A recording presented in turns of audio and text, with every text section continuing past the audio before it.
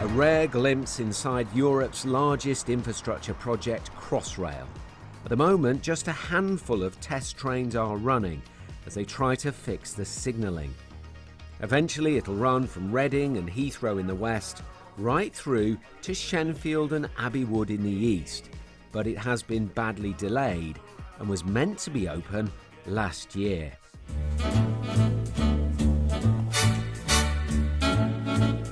Rowena moved her business close to one of those new Crossrail stations, Tottenham Court Road. She hoped that it would bring an increase in customers. What we do in our retro boutique is we sell clothing that is classic and elegant. The problem is the station hasn't opened, and her rates and her rent have been put up in anticipation of the new line. I'm in a catch-22 because the landlords are putting the rents up based upon the fact that Crossrail should have been open. The rates are high because we have resources close by, such as Crossrail as an amenity. All of those things have been in place to put the cost higher, but none of it has been delivered, so my business is not seeing the benefits, so therefore I'm finding it hard to afford the rent increases and the rates. And if it doesn't open by March 2021, could your business be at risk? If it doesn't open by late 2020 or early 2021 further up at Bond Street, my business is absolutely at risk.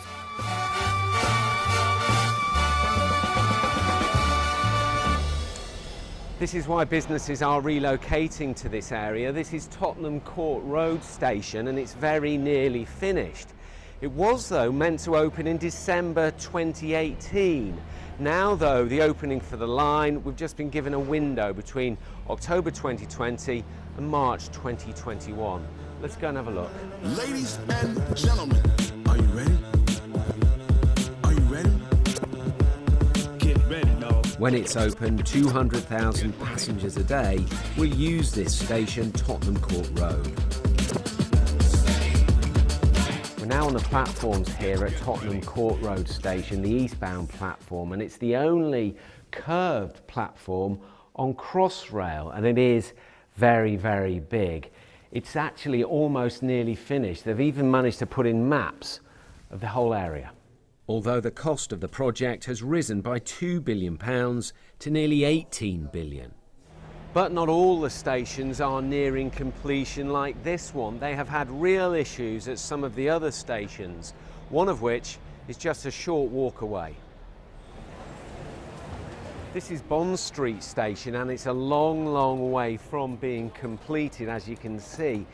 And it's so far behind that when they open the whole of the line, and we don't know exactly when that will be, they've already said Bond Street won't be open at the same time. Let's go and have a look. You can see there's a lot of work still to do here in the escalators that are getting finished as we go. So how long till it's finished, do you think? Oh, there's another 18 months work here to actually make this a functioning station. I met up with Mark Wilde, the chief executive, to see how work was progressing. He's been brought in to deliver the project by March 2021 at the latest.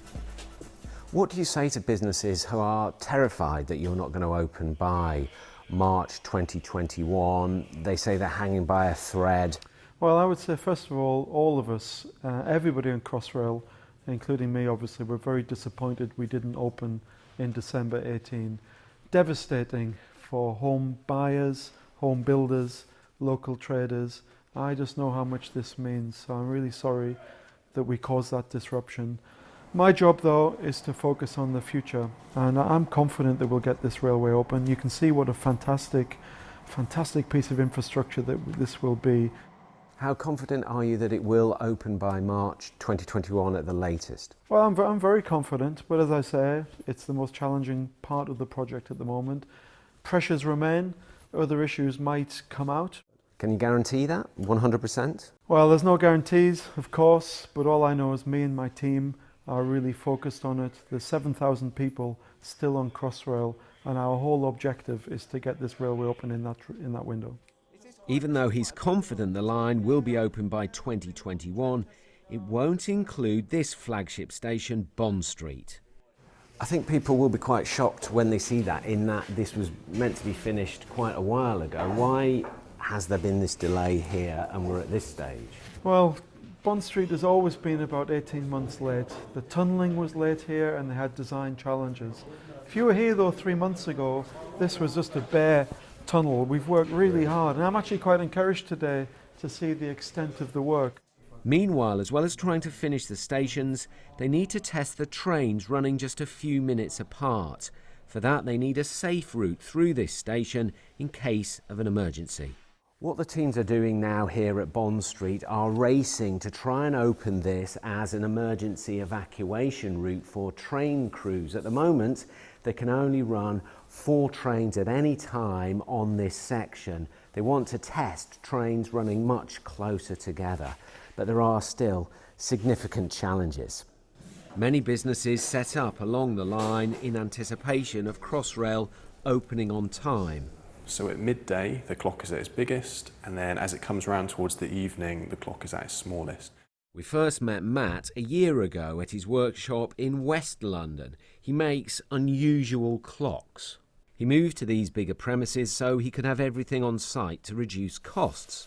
He thought the commute here from his East London home would be manageable, but without Crossrail, he's had to move into smaller premises back in Bethnal Green. It was frustrating, yeah, because I kind of assume when that date was set, I just thought that was concrete. I thought this is going to be when it's finished, and I hadn't really thought about the fact that it might be delayed. There are definitely financial impacts on the business. So for example, prototyping, I would spend £100 to £200 a month just on materials because I would do most of the work.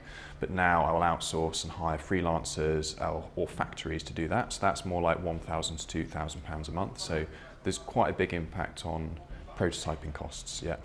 Businesses along the line have been telling us they're losing out financially because of the delays. Here in Abbey Wood, at the end of the line, this minicab company invested £35,000 on new equipment and employed new drivers. We wanted to show our customers that, you know what, we're ready for it. That's why we got the system in, we've got all this in place. However, you know, everything's just come, someone's put the handbrake on, and we don't know when they're going to release it. Do they talk to you, Crossrail? No. Not Nothing really, at all? Not directly, no. And then Has anyone ever apologised to you? No. No one's actually formally come here and said, look, you know, we're sorry. The office is a stone's throw from what will be the new station, but that's boarded up and the Crossrail signs are covered. They're not saying 100% they will open by March 2021. No, so what does that mean for your business? They're not giving any guarantee. Well, like I said to you, well, you know, worst case scenario, we won't be here. We were going to promote so hard that we're in the area, we want the trade here, people would come to us, and we deliver a great service to our customers. But now it's that all those plans have been scrapped until they give us a permanent date. So you're in limbo, basically? Yeah, we are. We're just sitting in wilderness, just waiting to see what happens and when they come back with the date, you know. Crossrail, when it opens, promises to be transformational for travel. Until then, the uncertainty heaps more stress and more pressure to many on the line.